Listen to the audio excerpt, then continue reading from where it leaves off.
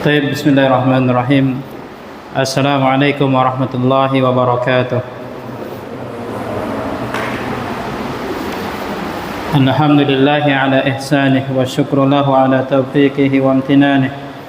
أشهد أن لا إله إلا الله وحده لا شريك له تعظيما لشأنه، وأشهد أن محمدا عبده ورسوله الداعي إلى رضوانه وعلى آله وأصحابه وإخوانه وبعد. Kaum muslimin dan muslimat, hadani Allah wa iyyakum jami'an. Kita lanjutkan kajian kita terkait dengan amalan penggugur dosa yang pertama, yaitu taubat nasuha.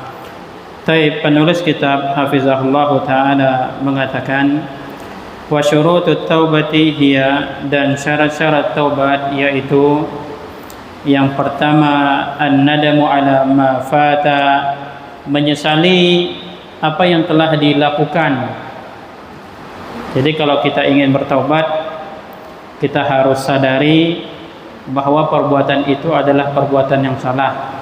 Perbuatan itu adalah perbuatan dosa. Perbuatan itu adalah perbuatan maksiat. Kita harus sadari itu adalah kesalahan, dan kita menyesalinya telah melakukannya. Jadi ini yang pertama, an-nadamu ala ma fata, menyesali apa yang telah dilakukan dari bentuk kesalahan, dosa dan maksiat tersebut. Yang kedua, wal iqla'u 'anil maksiyah, dan meninggalkan maksiat. Jadi kita harus berhenti dari maksiat. Tidak mungkin seseorang dianggap telah bertaubat bila mana dia masih terus melakukan maksiat. Jadi kita harus meninggalkan maksiat. Ini syarat yang kedua. Dan syarat yang ketiga, wal azmu alla ya'uda ila hadzal dzanbu abadan, dan bertekad kuat untuk tidak kembali melakukan dosa ini selamanya. Harus punya tekad, saya tidak mau lagi jatuh ke dosa ini dan dosa-dosa yang lain. Ini adalah syarat yang ketiga. Berapa syarat taubat? 3. Yang pertama, menyesal. Yang kedua, meninggalkan. Yang ketiga, bertekad. Yang pertama, menyesal, kita sesali apa yang telah kita lakukan. Yang kedua, meninggalkan, kita tinggalkan dosa tersebut. Kemudian yang ketiga, kita tekad tidak mengulanginya selama-lamanya. Ketiga syarat taubat ini terkait dengan hak Allah Subhanahu wa taala. Wa idza kanatil mazlamatu tata'allaqu bihaqqi makhluqin ka'aghdhi malin aw mata'in wa nahwihi fa'alaihi an yaruddahu alaihi aw yatahallala minhu. Kalau kiranya terkait dengan hak makhluk, hak sesama manusia, seperti mengambil harta orang lain tanpa hak, mengambil barang orang lain tanpa hak, dan lainnya, maka dia harus mengembalikan apa yang telah dia ambil dari orang lain, atau dia minta kehalalan apa yang telah dia ambil dari orang lain.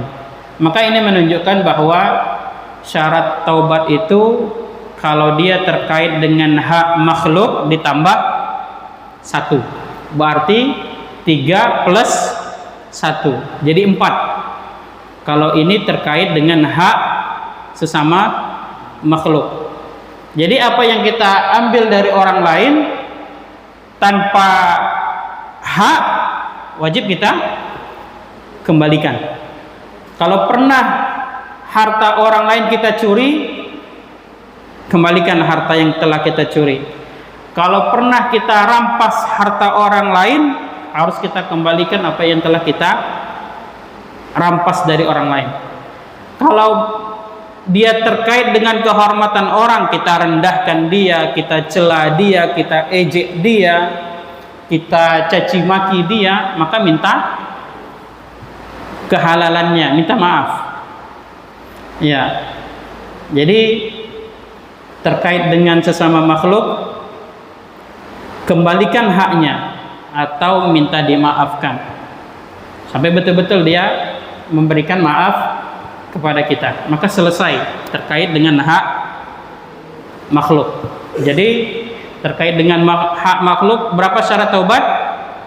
4. Pertama menyesal, yang kedua meninggalkan, yang ketiga bertekad tidak mengulanginya selamanya, yang keempat kembalikan hak-haknya yang telah kita ambil, kembalikan. Maka lihat kaum muslimin dan muslimat hadani Allah wa iyyakum jami'an, kalau dahulu Anda melakukan suatu kezaliman terkait dengan hak Allah, engkau ibadahi Allah Ta'ala tanpa keikhlasan. Mungkin Anda dahulu mengibadahi Allah ada unsur riya, ada unsur sum'ah, atau Anda dahulu mengibadahi Allah tanpa mengikuti tuntunan Rasulnya. Anda bertaubat kepada Allah Subhanahu wa Ta'ala, maka keburukan-keburukan tersebut Allah ganti dengan kebaikan-kebaikan, selesai masalahnya. Tapi ingat, kalau hal tersebut berkaitan dengan hak manusia, lihat, Anda telah bersusah payah, berletih-letih, bercapek-capek, ibadah dari Anda bangun tidur sampai tidur kembali, dan seluruh ibadah itu Anda niatkan ikhlas karena Allah Subhanahu wa Ta'ala, dan Anda pastikan ibadah-ibadah tersebut sesuai dengan tuntunan Rasulnya sallallahu alaihi wasallam. Anda berletih-letih di dunia ini, namun khawatirilah oleh Anda ingat-ingat, ada tidak amalan-amalan yang menjadi penggugur kebaikan-kebaikan tersebut? Apakah Anda dahulu pernah melakukan kezaliman terkait dengan harta orang? Apakah Anda dahulu pernah melakukan kezaliman terkait dengan kehormatan orang? Karena ini semuanya akan menjadi penggugur kebaikan-kebaikan Anda. Makanya Nabi SAW pernah menyampaikan kepada para sahabatnya, atadruna manil muflis? Apakah kalian mengetahui siapa orang yang bangkrut? Tentunya para sahabat mengatakan, orang yang bangkrut itu orang yang tidak punya harta. Begitu pula kalau kita ditanya sekiranya siapa orang bangkrut, pasti kita jawab orang yang tidak punya harta. Yang dahulu dia punya harta, tiba-tiba dia kehilangan seluruh hartanya. Ini adalah orang bangkrut. Ternyata yang dimaksud oleh Nabi SAW, orang yang bangkrut adalah di akhirat kelak dia bawa pahala salatnya, dia bawa pahala zakatnya, dia bawa pahala sedekahnya, dia bawa pahala puasanya, dia bawa pahala amal-amal kebajikan yang lainnya. Ternyata terjadi sangkut paut dengan hak orang lain. Dahulu dia caci si fulan, dahulu dia ambil harta si fulan, dahulu dia tumpahkan darah si fulan, dahulu dia rusak kehormatan si fulan. Jadi ternyata kebaikannya, pahala-pahalanya dibagi secara cuma-cuma kepada orang yang telah dia zalimi. Ini dia bagi pahala-pahalanya. Ketika pahala-pahalanya telah habis, dosa-dosa orang yang dia zalimi ini dia pikul. Jadilah dia bangkrut. Makanya lihat, jangan sampai kita, saya, Anda berletih-letih di dunia ini untuk melakukan ketaatan kepada Allah Ta'ala. Ternyata pahala-pahala tersebut Anda siapkan untuk Anda bagikan ke orang-orang lain dengan percuma. Kenapa? Karena itu kesalahan Anda sendiri, karena Anda telah melakukan kezaliman terhadap orang lain. Maka sebelum ajal kita tiba, lihat-lihat hak siapa yang pernah kita ambil, lihat-lihat kehormatan siapa yang pernah kita jatuhkan, minta kehalalannya, kembalikan apa yang yang menjadi hak miliknya. Kaum muslimin dan muslimat hadani Allah wa iyyakum jami'an. Wa babut taubati maftuh, dan pintu taubat itu senantiasa terbuka selama nyawa belum sampai ke tenggorokan dan matahari belum terbit dari arah terbenamnya. Wa man ruziqat taubatu lam yuhramul qabul, dan siapa diberi rezeki untuk bertaubat maka dipastikan taubatnya itu diterima. Faman laqiyallahu taiban taubatan nasuha lam yu'adzibhu Allah subhanahu mimma taba minhu, dan siapa yang bertemu dengan Allah Subhanahu wa taala dalam kondisi dia bertaubat nasuha. Jadi ini maknanya dia wafat dalam kondisi telah bertaubat kepada Allah Subhanahu wa taala. Lam yu'adzibhu subhanahu mimma taba minhu. Sungguh Allah tidak mengazabnya, tidak menghukumnya terhadap dosa-dosa yang telah dia taubati. Ini penting bagi kita. Hendaknya setiap kita taubat kepada Allah terhadap dosa-dosa yang telah kita lakukan, agar kita tidak diazab oleh Allah terhadap dosa-dosa yang pernah kita lakukan. Kama qala sallallahu alaihi wasallam, sebagaimana Nabi sallallahu alaihi wasallam bersabda, at-taibu minad dzanbi kaman la dzanbalah. Orang yang bertaubat dari dosa sama halnya seperti tidak ada dosa baginya. Jadi orang yang benar-benar bertobat kepada Allah Subhanahu wa taala, dia dihitung seperti tidak pernah berbuat dosa. Wa afdalut taubati a'jalaha, dan sebaik-baik waktu untuk bertaubat adalah disegerakan. Jadi jangan nunda-nunda taubat, jangan katakan nanti, jangan katakan besok. Tapi kapan harus bertaubat? Segera. Allah Subhanahu wa taala berfirman, "Innama taubatu 'alallahi lilladzina ya'maluna as-su'a bijahalatin tsumma yatubuna min qarib."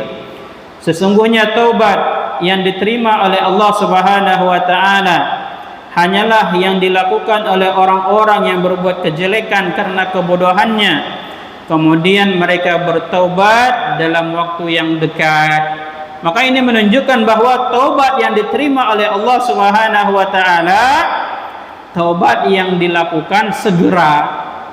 Jangan ditunda-tunda. Jangan tunggu hari kiamat baru bertaubat. Jangan nunggu tiba sakratul maut baru bertaubat, tak bermanfaat lagi. Maka harus disegerakan. Wal akmalu fi haqqit taib, dan perkara-perkara yang menyempurnakan perkara taubat seseorang yang bertaubat. Jadi tadi telah kita sebutkan tentang syarat-syarat taubat. Syarat taubat terkait dengan hak Allah ada 3, terkait dengan hak manusia menjadi 4. Dan sekarang ini kita hendak mengetahui apa saja perkara tambahan yang menjadi penyempurna orang-orang yang bertaubat. Yang pertama, yustahabbu an yusalli rak'atain, disunnahkan baginya untuk salat 2 rakaat. Wa hiya ma tusamma bi salati taubah.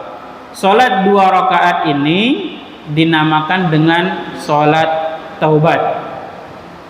Lima warada anhu sallallahu alaihi wasallam, sebagaimana hadis Nabi sallallahu alaihi wasallam, ma min abdin, tidaklah seorang hamba, yudnibu danban, dia melakukan dosa, fayuhsinut tuhur, kemudian dia perbaguskan taharahnya, dia perbaguskan wudunya, berarti dia benar-benar berwudu, benar-benar bertaharah.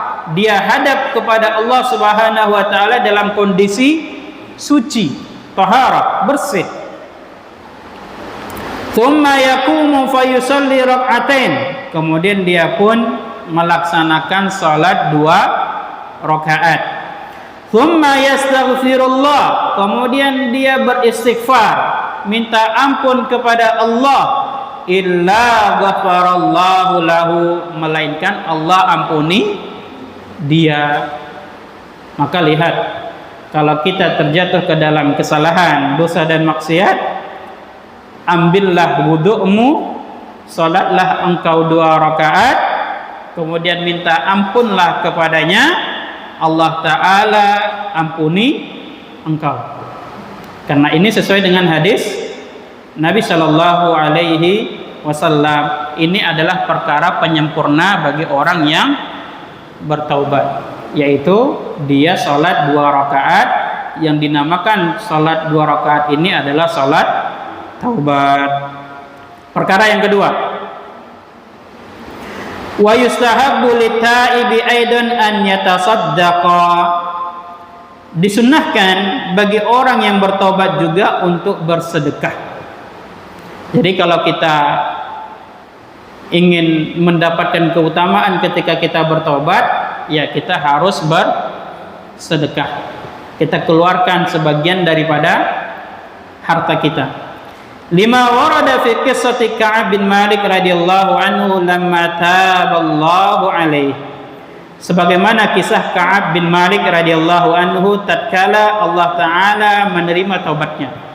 Jadi sahabat yang mulia bernama Ka'ab bin Malik radhiyallahu anhu, beliau pernah melakukan suatu kesalahan, yaitu tidak ikut serta perang Tabuk tanpa uzur. Jadi ada 3 sahabat yang tidak mengikuti perang Tabuk tanpa uzur. Di antaranya sahabat yang mulia Ka'ab bin Malik radhiyallahu anhu. Ternyata sahabat yang mulia ini karena tidak mengikuti perang Tabuk tanpa uzur, ini merupakan suatu kesalahan, suatu dosa. Jadi dia pun menyadarinya dan dia pun bertaubat kepada Allah Subhanahu wa taala. Ketika Ka'ab bin Malik radhiyallahu anhu bertaubat dan Allah menerima taubatnya, Nabi sallallahu alaihi wasallam berkata kepada Ka'ab bin Malik radhiyallahu anhu, "Abshir bi khairi yaumin." Wahai Ka'ab bin Malik, bergembiralah engkau dengan sebaik-baik hari. Marra alaika, yang engkau lalui, yang engkau lewati hari-hari tersebut. Mundu waladatka ummuk, sejak hari di mana engkau dilahirkan. Lihat kata Nabi sallallahu alaihi wasallam, abshir bi khairi yaumin marra alaika mundu waladatka ummuka. Bergembiralah engkau dengan sebaik hari yang engkau lewati sejak engkau dilahirkan oleh ibumu. Ini menunjukkan bahwa hari di mana seseorang bertobat kepada Allah itu adalah hari yang paling terbaik sejak engkau dilahirkan oleh ibumu. Ini melalui lisan Rasulullah sallallahu alaihi wasallam, dan Rasulullah tidaklah berbicara sesuai dengan hawa nafsunya, dan Rasulullah berbicara sesuai dengan wahyu yang diwahyukan kepadanya. Wa ma yantiqu 'anil hawa, lianna qissatahu baqiyat tutla fi kitabillah fil maharib wa 'alal manabir fi kulli makan.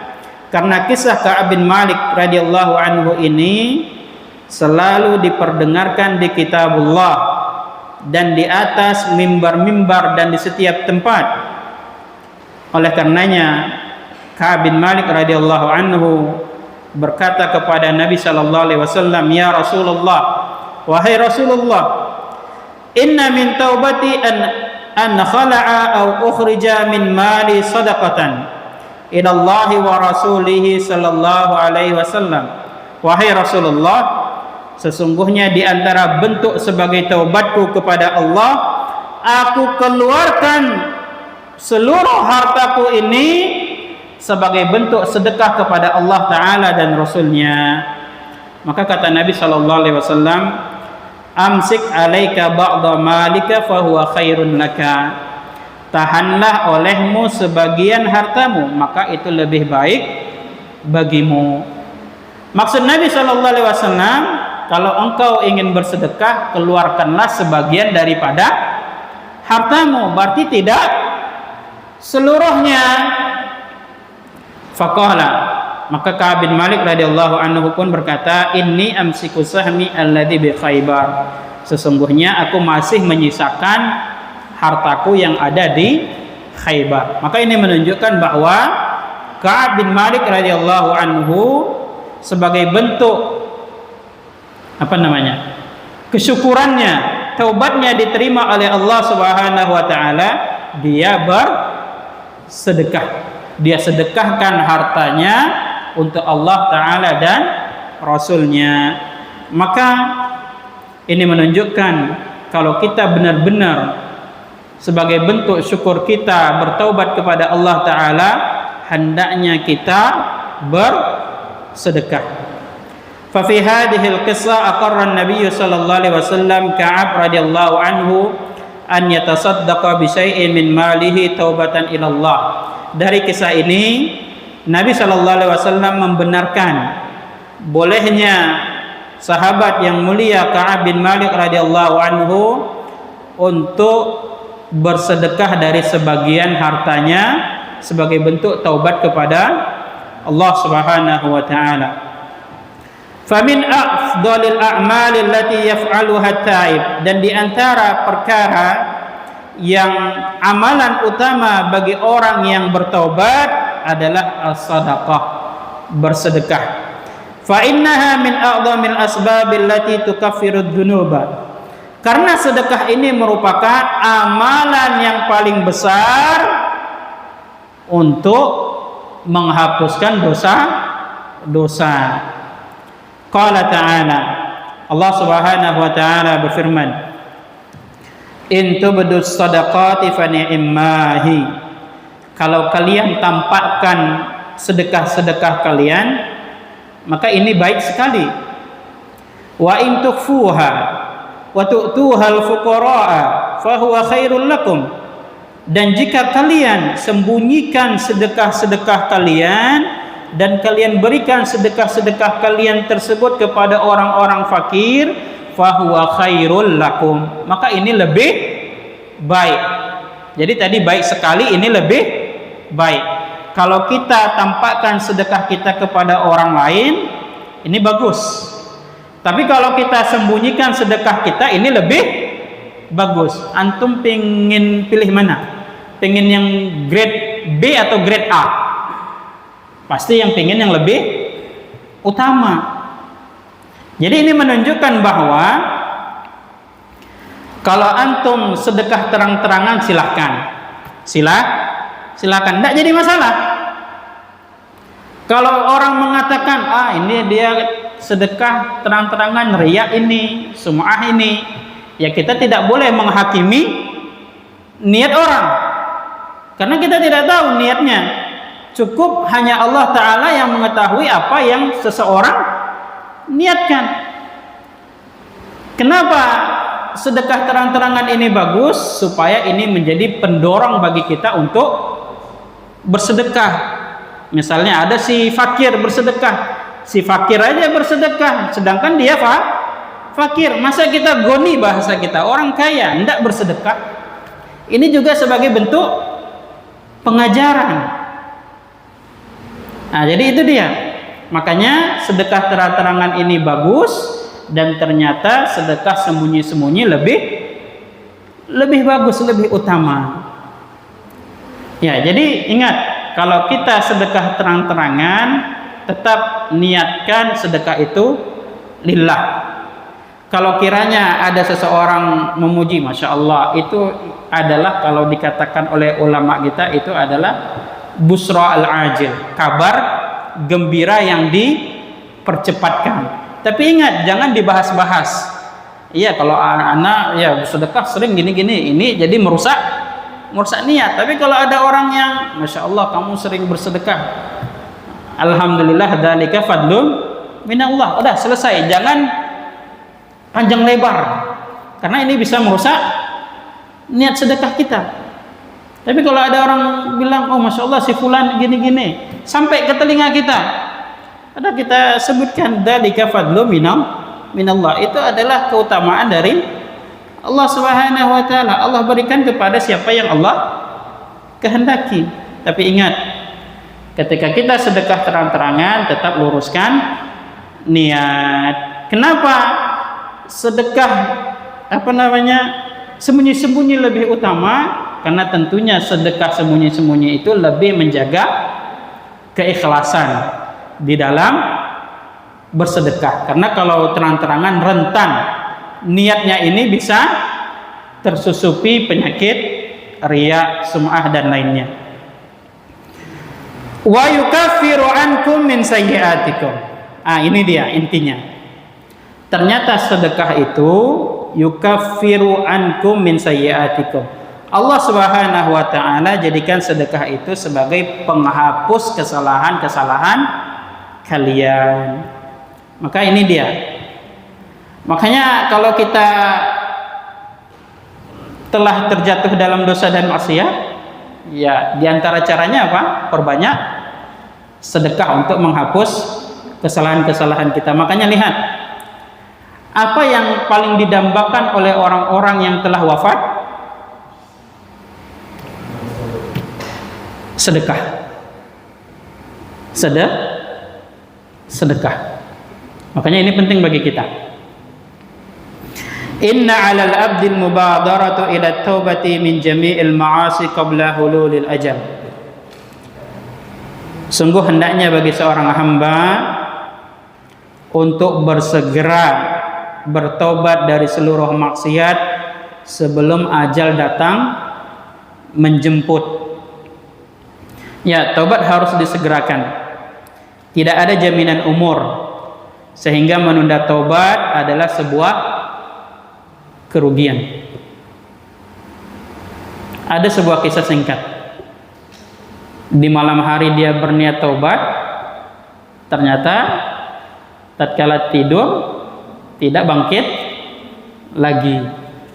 Ya, karena kita tidak tahu umur kita ini sampai di mana. Jangan tunda-tunda untuk bertaubat. Hendaknya ini disegerakan. Falitaubati zamanun muhlah la yaqbalu fi ghairiha. Taubat ini ada masa tenggangnya. Kalau kita bahasakan ada masa berlakunya. La yaqbalu fi ghairiha. Karena taubat ini tidak diterima kalau sudah di luar dari waktunya. Ya, makanya Nabi SAW menyebutkan, Innallaha yaqbalu taubatal abdi ma lam yughargir. Sesungguhnya Allah menerima taubat seorang hamba selama hamba tersebut ma lam yughargir. Yughargir itu apa? Nyawa sudah sampai di pangkal tenggorokan. Ya, kalau bahasa kita apa? Sakratul maut. Ya, malam yughargir. Ini bagi setiap individu. Jadi setiap kita ini masih hidup, pintu taubat masih terbuka sebelum yughargir, sebelum nyawa sampai di pangkal tenggorokan. Kalau sudah sampai di situ, tak ada lagi pintu taubat. Ini bagi setiap kita, saya, Anda. Kemudian pintu taubat secara umum.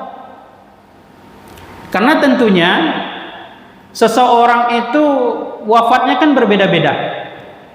Tak ada yang mengetahui kapan seseorang wafat kecuali Allah Subhanahu wa taala.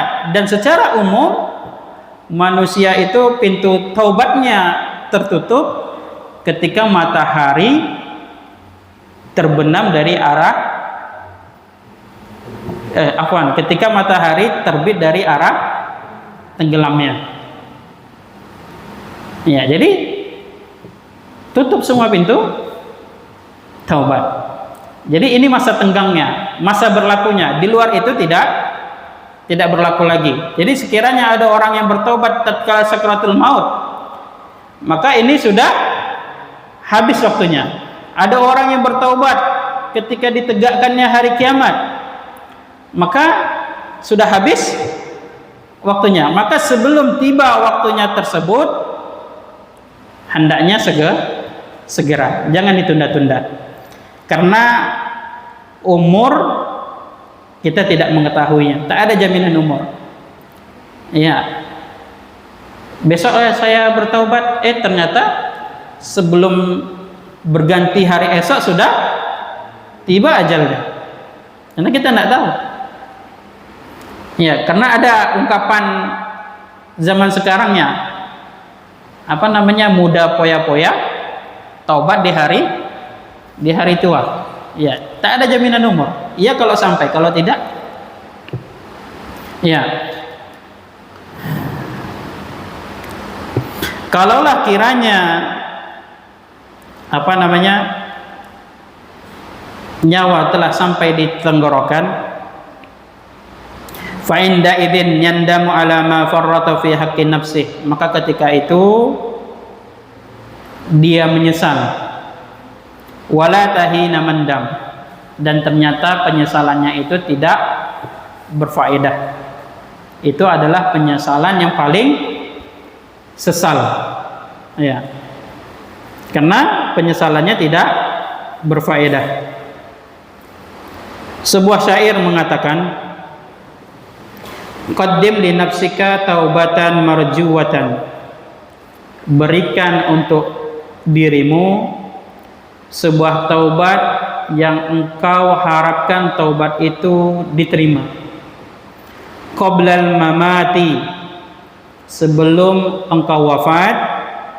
Wa qabla habsil alsuni, dan sebelum lisan terbelenggu. Lihat di sini.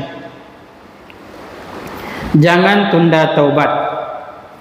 Segera bertaubat sebelum lisan terkunci oleh sakratul maut. Jadi ini perlu kita camkan di dalam diri kita. Qaddim li nafsika taubatan marjuwatan, dahulukan bagi dirimu atau berikan bagi dirimu sebuah taubat yang kau harapkan, penuh harapan itu diterima. Qoblal mamati wa qabla habsil alsuni, sebelum engkau wafat dengan terkuncinya lisan. Taib, demikian alhamdulillah amalan penggugur dosa yang pertama, yaitu taubat nasuha, telah selesai kita kaji, dan insyaallah taala pada pertemuan berikutnya kita akan membahas amalan penggugur dosa yang kedua, yaitu istighfar, minta ampun kepada Allah Subhanahu wa taala. Demikian, semoga bermanfaat bagi kita semuanya. Nas'alullah taala al-ilma an-nafi wal amal as-salih. Subhanakallahumma wa bihamdika asyhadu an la ilaha illa anta astaghfiruka wa atubu ilaik. Wa sallallahu wasallam ala nabiyyina Muhammad. Wassalamualaikum warahmatullahi wabarakatuh.